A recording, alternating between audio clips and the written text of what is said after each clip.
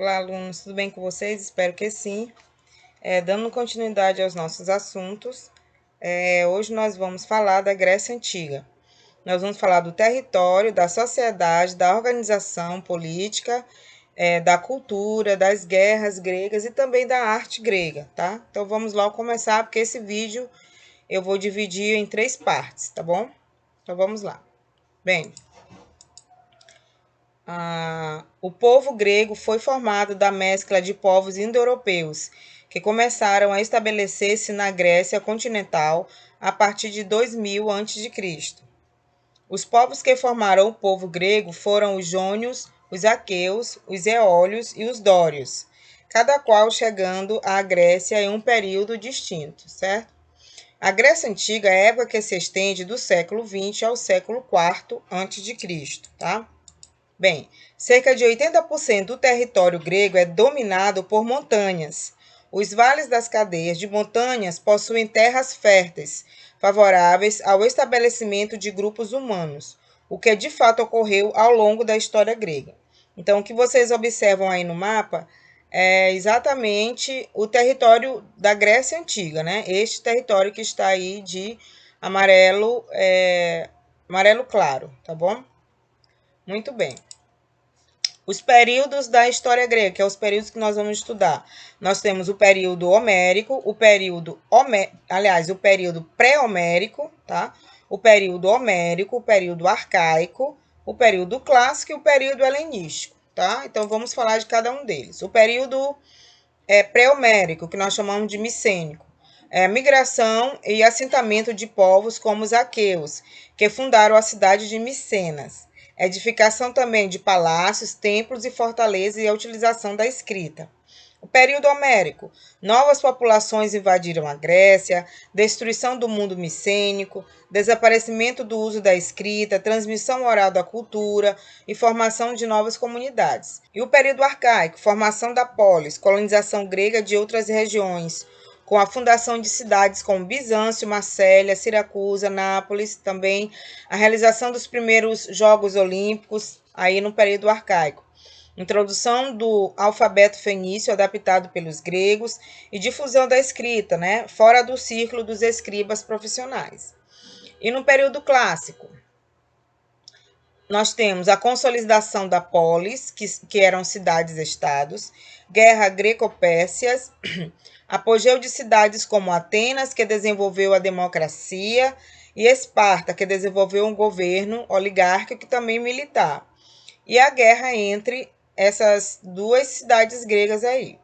E o período helenístico, crise da polis grega, a invasão e domínio da Grécia pelos macedônios, expansão militar e cultura macedônica, certo?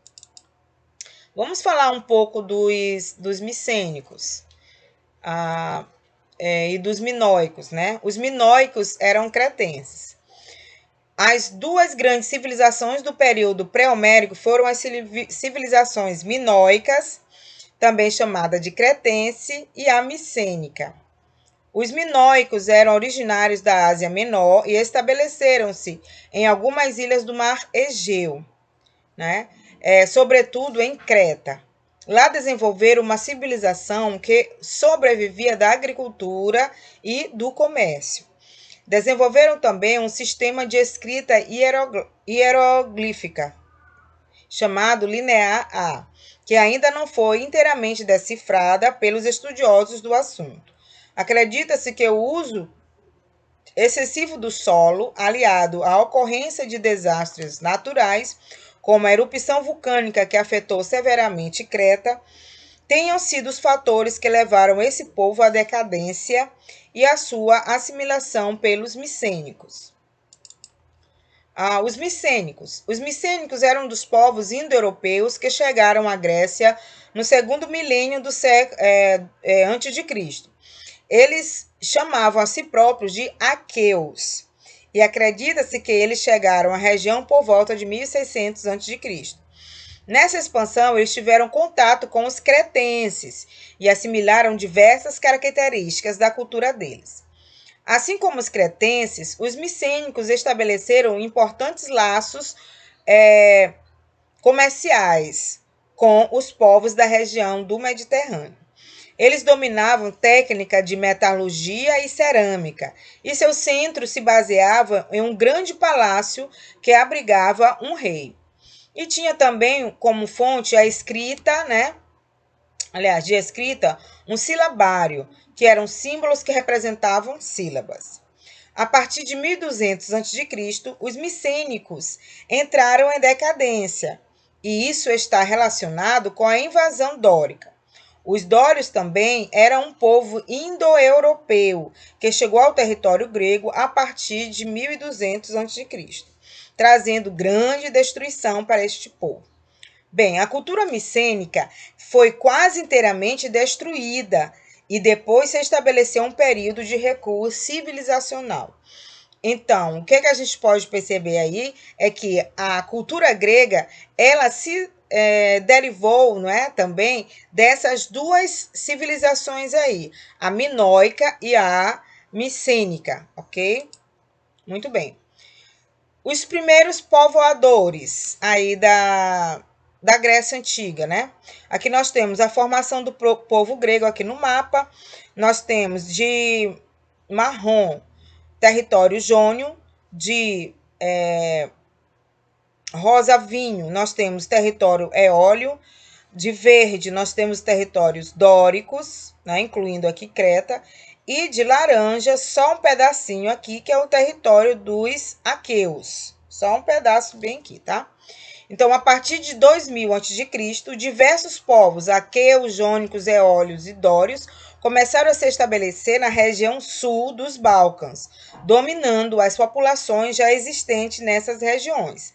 Esses povos deram origem a uma mescla de etnias e culturas, que ao longo do tempo adquiriu certa unidade e constituiu os helenos, isto é, o povo grego. Então, quando você ouvir falar em cultura helenística, a pessoa está se referindo a quê? A cultura grega. Vamos lá. Dentro da cultura grega, existiu as polis, né? Polis, o que eram polis? Era um modelo das antigas cidades gregas. Polis significa cidade-estado, não esqueçam disso.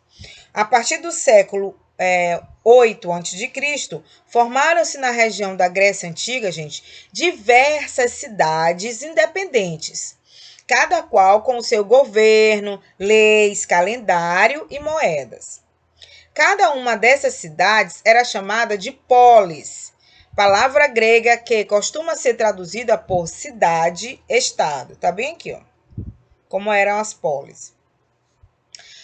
Micênia, Tebas, Mégara, Erétria, tá? Eram algumas cidades-estados gregas. Entretanto, as que mais se destacaram foram Atenas e Esparta, pela liderança que, em certas épocas, exerceram sobre as demais cidades, certo? Então, como vocês podem observar aqui na imagem, essa era uma cidade-estado. Geralmente tinha uma acrópole, que era um templo bem em cima, ela era constituída em uma montanha, né, num monte, e ao lado dessa acrópole tinha o quê? A cidade, né, a moradia, as pessoas, certo? Ficavam aqui ao lado dessa acrópole. Muito bem. Bom, formação e característica da polis.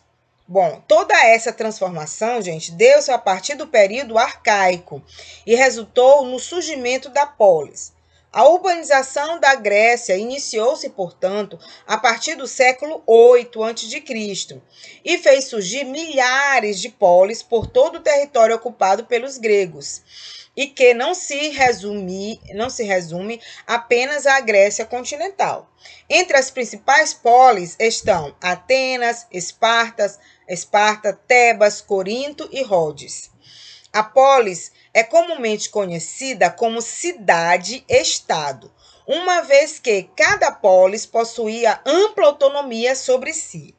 As polis eram marcadas por autonomia política, econômica, jurídica, religiosa, e assim a forma de governo adotada, os principais deuses eram venerados e os princípios da participação na política eram definidos por cada cidade-estado. Vocês entenderam? Então, a forma política, econômica, jurídica, religiosa, a questão dos deuses, a participação política era definida por cada cidade-estado. Então, significava dizer que cada cidade-estado grega era igual a outra, tá bom? A polis era uma cidade, geralmente fortificada, que possuía como principal zona a Acrópole, constituída em território elevado, em que reunia os principais prédios da cidade, como os templos religiosos. O seu posicionamento em local elevado era estratégico, pois se pensava na defesa do local em caso de guerra, tá? Bem, grande parte das polis possuía a Acrópole, prédio reservado para os homens adultos, nascidos na cidade, para que eles pudessem fazer o quê? Discutissem a política local. Isso nós chamamos de quê? De assembleia. Então, assembleia significa reunião. Quando havia algum problema para ser solucionado, para ser discutido na cidade, eles se reuniam ali, na Acrópole. Durante esse processo de estabelecimento da polis, a desigualdade social aumentou cada vez mais. Os camponeses endividados eram obrigados a quê? A tornarem-se escravos dos aristocratas para pagarem suas dívidas. Assim, muitos optaram por abandonar suas terras natais e partiram em busca de estabelecer-se em outros locais. Isso nos ajuda a concluir que a Grécia Antiga não foi um império centralizado, com fronteiras muito definidas, como em outros povos da antiguidade, no caso os romanos, né? Esse território e sua civilização, basicamente, elas correspondem a quê? A um espaço específico onde diferentes comunidades reuniam entre si características em comum, como a cultura, a religião, o idioma e etc. Muito bem. Bom, na Grécia Antiga também, gente, existia a questão do politeísmo. E o que é o politeísmo? É a religião onde as pessoas, elas acreditam em vários deuses. E aqui na Grécia Antiga tinha a religião e a mitologia. A religião era politeísta, por quê? Porque eles acreditavam nesses deuses mitológicos, né? Aqui nesses deuses mitológicos nós temos Zeus, Hera, Poseidon, Atena, Ares, Deméter, Apolo, Ártemis, Hefesto, Afrodite, Hermes e Dionísio. Claro que tinha também os semideuses, né? Eram 12 deuses principais na Grécia Antiga. A religião foi um dos principais elementos do vínculo cultural entre os gregos. Entre suas características, podemos citar o politeísmo, o culto a vários deuses, e o também antropomorfismo, do grego antropo, que significa homem, e morfismo significa forma. Então, esses deuses, eles tinham formas humanas, ok? Pois os deuses gregos eram representados como com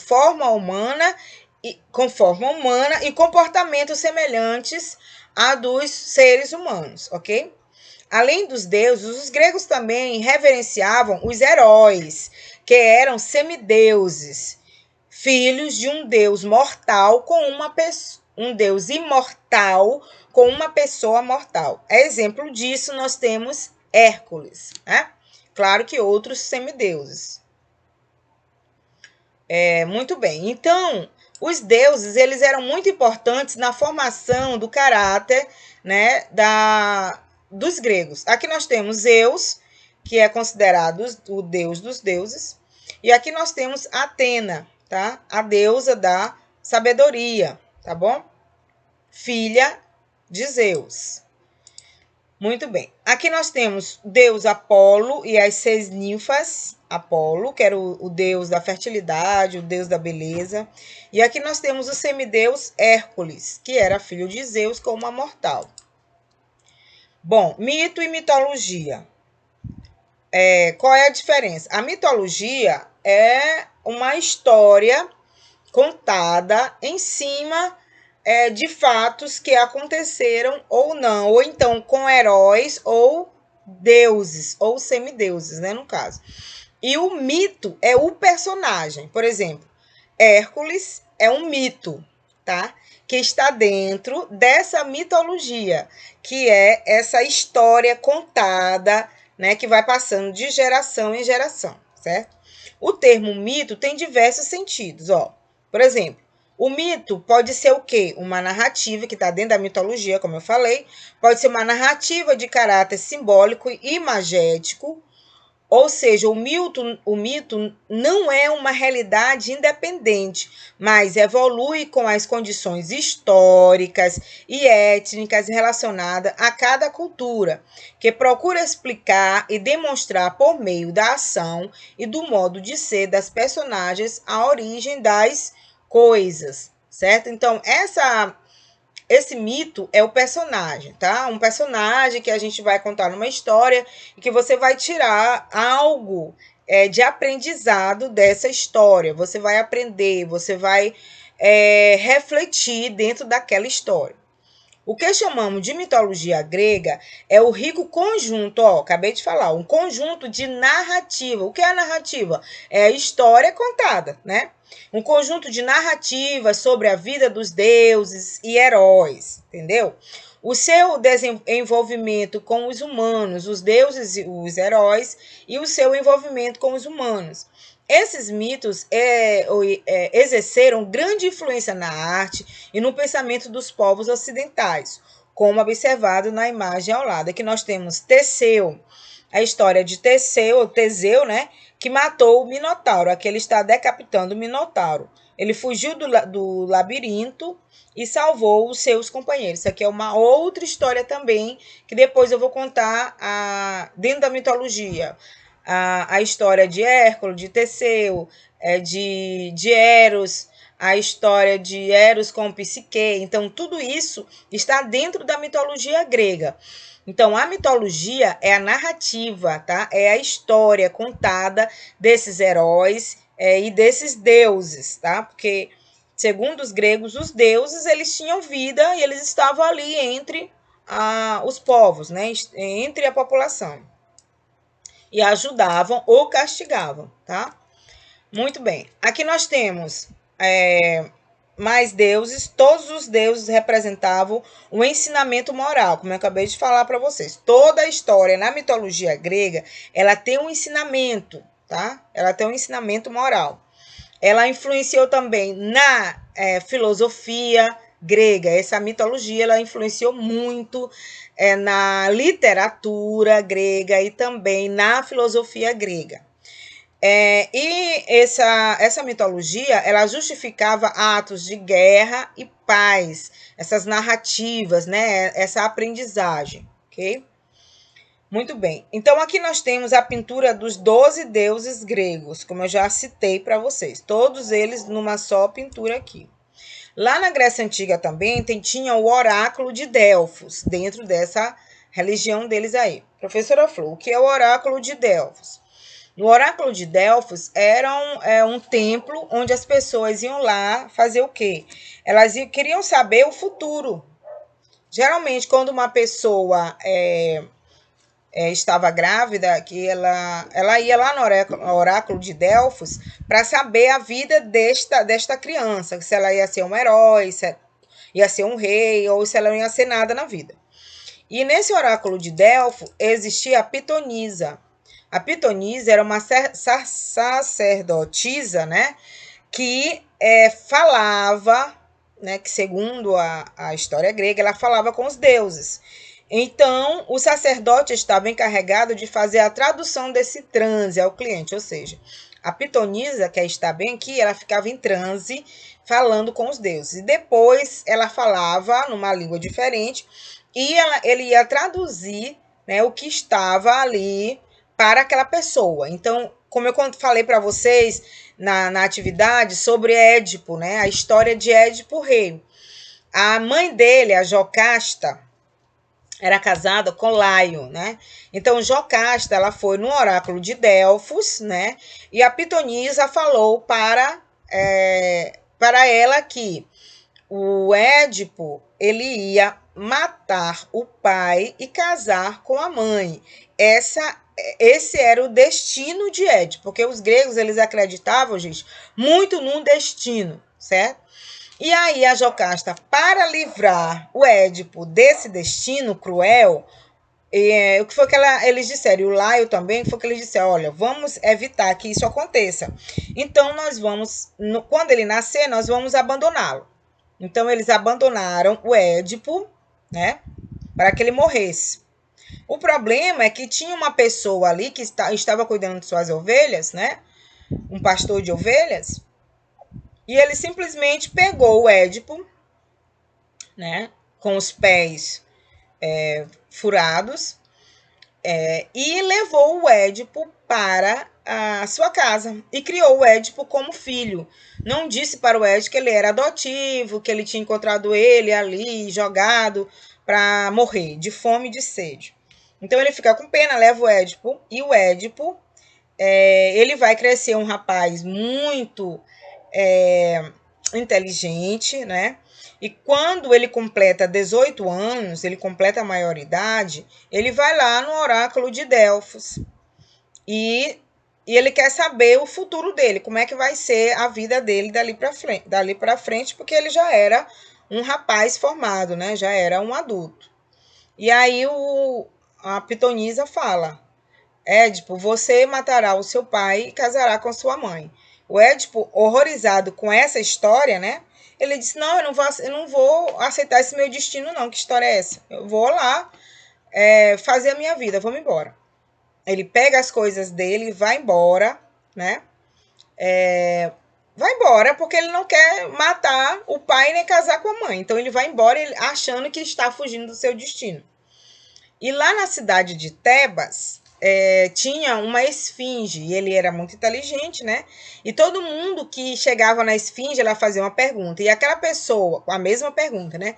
E a pessoa não sabia responder a pergunta, e aí ela devorava a pessoa. E o Édipo, na hora que ele vai para Tebas, né? Aí ele conhece a história que tem essa esfinge. Então ele chega lá na esfinge e a esfinge pergunta: ela mais ou menos assim, eu sou o único, tá. Ela pergunta para ele: decifra-me ou te devoro, né? Eu sou o único animal que ao alvorecer, ou seja, de manhã, eu tenho 4 pernas. Durante o dia, né, eu tenho 2 pernas. E no crepúsculo, ou seja, à noite, eu tenho 3 pernas. Aí o Édipo pensa, aí ele diz: ora, é o ser humano. Por quê? Porque quando nós somos crianças, nós engatinhamos 4 pernas. Quando nós começamos a andar e nos tornamos adultos, 2 pernas. E quando nós estamos idosos, né, bem idoso mesmo, a gente precisa de uma bengala para andar. Então, 3 pernas. Então, esse animal que você está falando é o próprio homem. E a esfinge ficou com tanta raiva e ao mesmo tempo tão indignada, com tanta vergonha, que ela se atira do abismo e morre. E Édipo se torna o herói de Tebas. Por quê? Porque foi o único capaz a decifrar o enigma da esfinge. E aí tá, ele vai embora, só que no meio do caminho, resumindo a história, porque ela é muito longa, né? Ele encontra um velho, né, um idoso, com seus serviçais lá. E aí ele quer passar por esse caminho estreito, ele também, o outro, quer passar por esse caminho estreito. E aí ele manda sair, o outro não sai. E ele diz: olha, eu sou um idoso, me respeite, eu tenho que passar primeiro. Ele diz: não, eu vou passar primeiro. E nisso, eles brigam. Começa a brigar. O Édipo mata os serviçais do velho e, por último, mata o velho. E aí vai embora. Quando ele chega nessa cidade, ele é um herói, né? Porque decifrou a esfinge, e aí passa muito tempo, né? Resumindo a história, passa muitos anos, e aí Jocasta, ela tem que ter um rei, né? Porque uma mulher, ela não reinava, ela tinha que ter o homem para reinar no lugar dela. E aí, o que acontece? Édipo se casa com a rainha. E desse casamento, eles têm 4 filhos, né? Bom, desse casamento eles têm 4 filhos. Só que aí eles ficam procurando quem matou o rei, né? Quem matou tal. E ninguém sabe. Resumindo a história, aí chega uma notícia que o pai de Édipo está morto. Aí ele diz: bem, então essa profecia era mentira, porque meu pai morreu, não foi eu que matei meu pai está morto. Aí ele disse: não, mas ele não era seu pai, era seu pai adotivo. Ele achou você no chão lá para morrer de fome e de sede, e ele pegou você para criá-lo. E você tem uma marca nos pés. E aí, uma marca nos pés, que é os pés furados. Nessa hora, a Jocasta, né, resumindo aí a história, ela escuta essa história e lembra, né? E lembra do Édipo, o bebê. E ela diz: não acredito nisso, não acredito, eu não posso acreditar nisso. Ela, só para ela, né? Ela disse: Édipo, não vai atrás dessa história, não escuta mais nada. Ele disse: não, eu quero saber quem eu sou. Aí o velho fala para ele que matou, aquela pessoa que ele matou na estrada era o pai dele. E essa mulher com quem ele teve 4 filhos era a mãe dele. Nisso, a Jocasta, ela escutando isso, ela vai para o quarto, se enforca. E o Édipo sai correndo atrás da Jocasta para que ela não pudesse, para ela não fazer nada, porque ele amava ela e queria ficar com ela ali, né? Ele não sabia, ela não sabia que ele era filho dela, e ele também não sabia que ela era filho da Jocasta, né? Então, ele amava ela e ele queria ficar com ela para sempre. Só que quando ele entra no quarto, a Jocasta já está morta. Aí ele diz que ele não é mais digno de ver a luz do mundo, porque ele não conseguiu ver o seu próprio destino. E então ele não deveria ter matado aquele velho que estava ali no meio da estrada.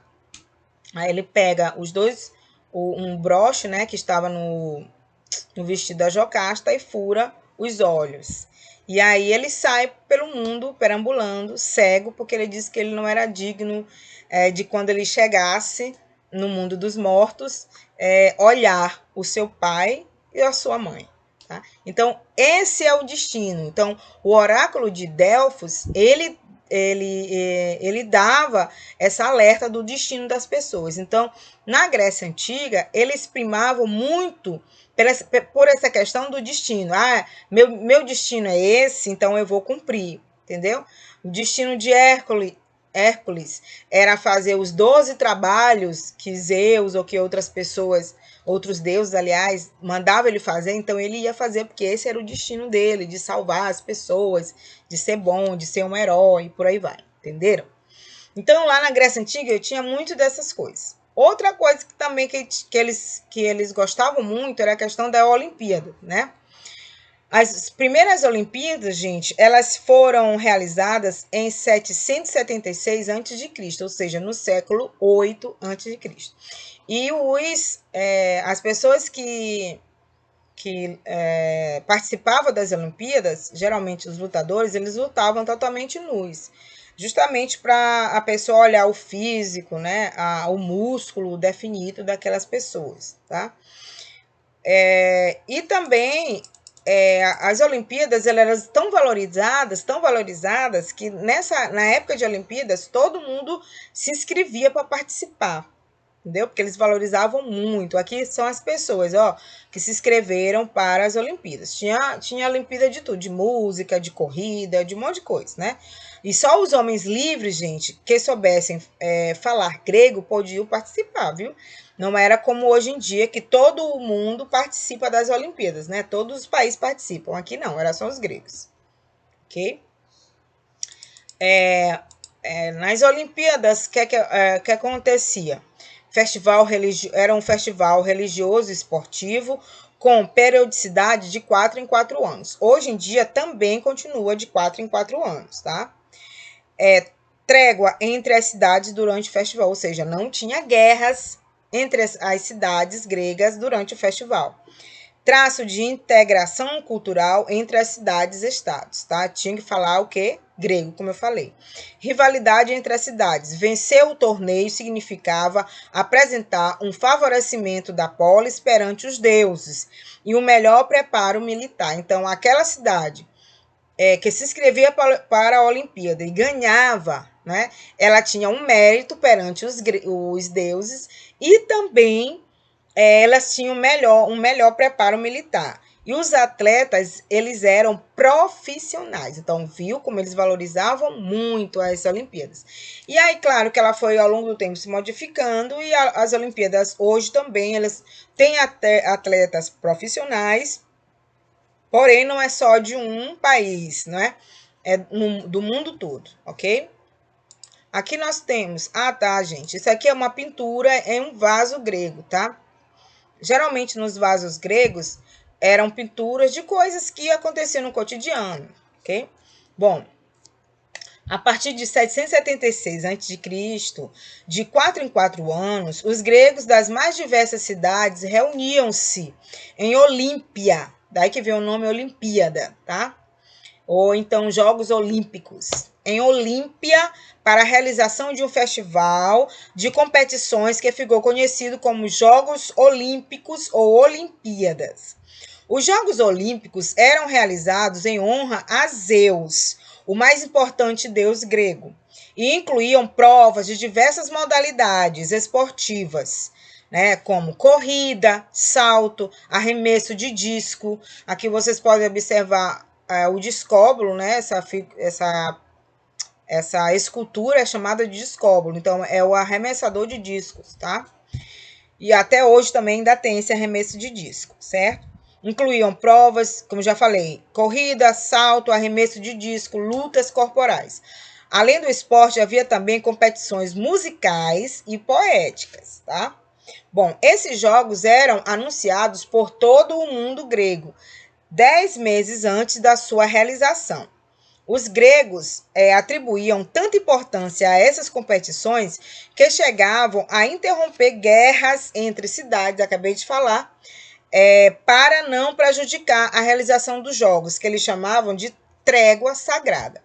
Os Jogos Olímpicos da Antiguidade foram celebrados até o ano 393 depois de Cristo, tá, gente? Muito bem, aqui tem mais fotos, né, do arremessador de disco, tá?